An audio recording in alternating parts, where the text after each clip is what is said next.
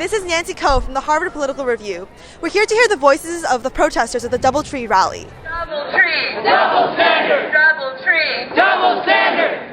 I'd like to thank everyone for coming out tonight on behalf of Local 26 and Harvard Student Labor Action Movement. Yeah! What have you heard about the working conditions that have compelled you guys to come here? Well, what we've heard is that traditionally Harvard is willing to allow workers in different contexts in which they employ them to unionize. For example, at Harvard Law School, the restaurant associates were able to unionize, our janitorial staff were able to unionize. But the issue here is that Harvard is not allowing its workers to ask for better pay, better working hours, and better benefits because the co-ownership situation with Hilton is giving them pause. And so we think that it's clear that the profit motive here and that sort of dual organization motive is keeping Harvard from being as willing to listen to workplace employee demands as it is in other contexts.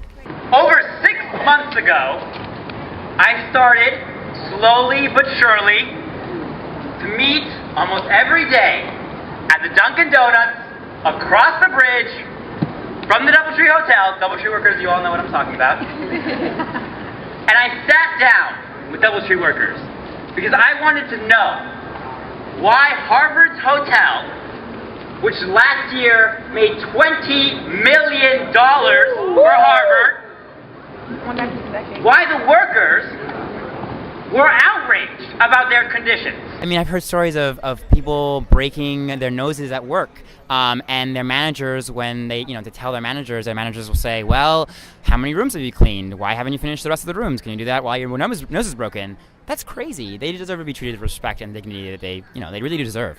The president of Harvard should meet with the workers and listen to them. That's the first thing I think that they should do. And then after that, I think they need to figure out a way for the workers to have a process for choosing collective bargaining representations. What do you think Harvard will do in response to this rally and in response to future action? Well, I hope they respond. Something that I haven't been able to do yet. We've talked to Drew Faust, and so far we haven't really gotten any sort of response that's really adequate from the administration. So we spoke to her in person a few weeks ago, and she asked us to send her a written letter, and then she would respond to our more formal written letter. And so we sent her this letter, but we haven't heard back. So I've heard a lot today about how there's a worry that Harvard won't necessarily respond to these rallies. What do you think it will take for us to have this issue be confronted by Harvard in a proper manner?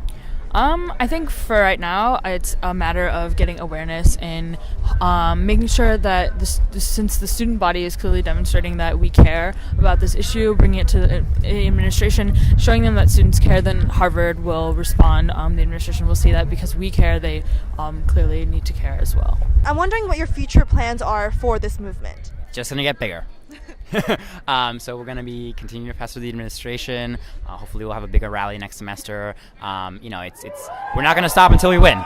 So it's been a loud night here in front of the Holyoke Center. It's very clear that workers and the Boston community together have a very unified voice against the way that Harvard has been treating its DoubleTree workers. Let's hope that Harvard can recognize that its DoubleTree workers are being held to a double standard. This was Nancy Choe from the Harvard Political Review.